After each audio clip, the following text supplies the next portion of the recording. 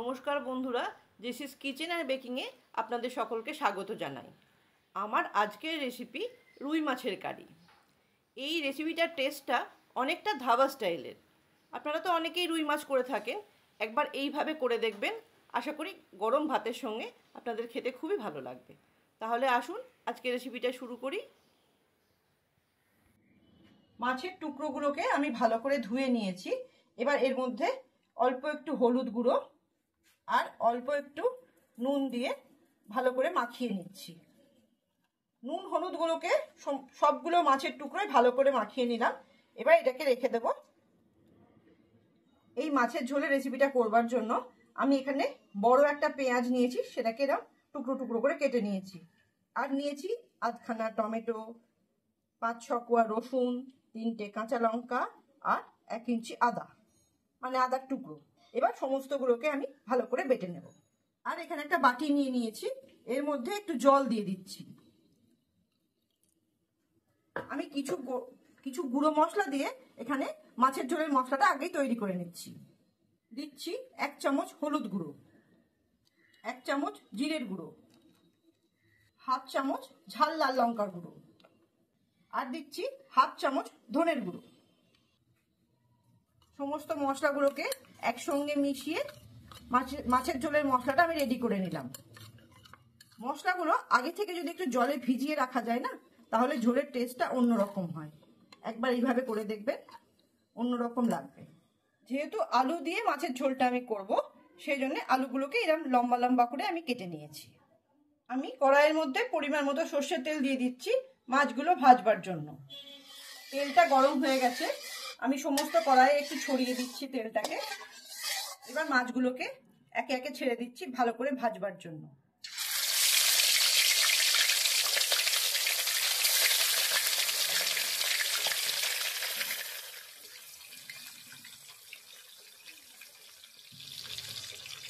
সমস্ত মাছগুলোকে আমি উল্টে পাল্টে ভালো করে 2 পিঠ ভেজে নেব।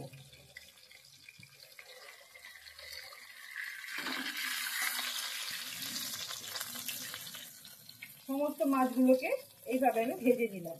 সব মাছগুলো আমার ভাজা হয়ে গেছে।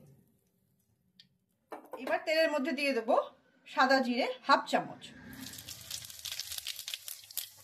10 সেকেন্ডের মধ্যে দিয়ে দেবো কেটে রাখা আলুগুলো।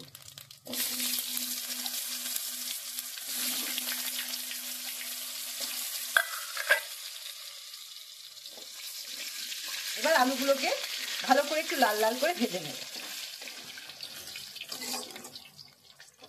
2 থেকে 3 মিনিট ভালো করে লাল লাল করে আলুগুলোকে ভেজে নিলাম।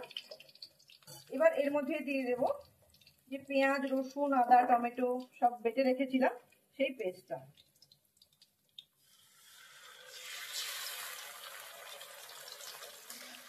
এবার আলুর সঙ্গে এই পেস্টটাকে ভালো করে 2 থেকে 3 মিনিট কষিয়ে নিতে হবে।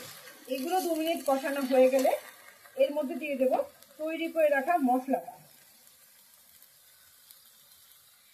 সমস্ত মশলাটা দেওয়ার পরেও আবার ভালো করে 2 থেকে 3 মিনিট কষিয়ে নেব।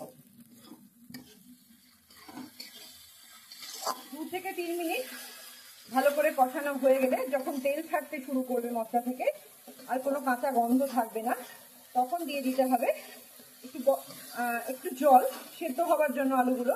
সেই জলটা যদি একটু উষ্ণ গরম জল হয় তাহলে আরো ভালো হয়। মশলাগুলো কষানো হয়ে গেলে এর মধ্যে দিয়ে দিচ্ছি আমি একটু গরম করে রাখা জল।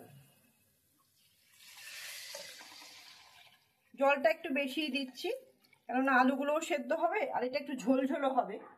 এবার সমস্ত মশলাগুলো ভালো করে আমি জলের মধ্যে মিশিয়ে নিচ্ছি। এবার দিয়ে দেব ভেজে রাখা মাছগুলো।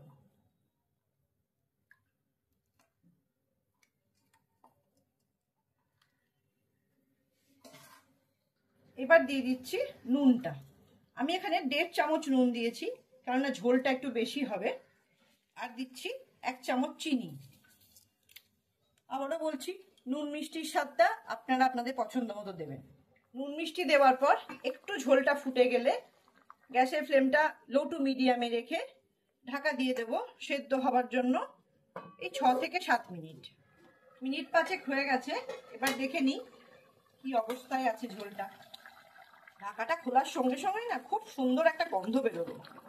পেঁয়াজ রসুন মশলা সবকিছুর একটা এত সুন্দর গন্ধ, গরম ভাতে খেতে যা লাগবে না।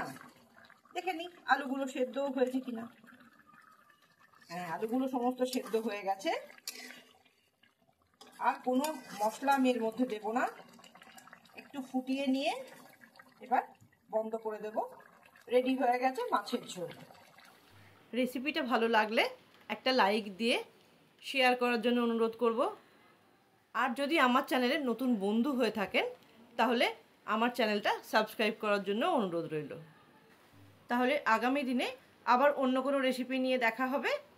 ভালো থাকবেন, সুস্থ থাকবেন, আনন্দে থাকবেন। ধন্যবাদ।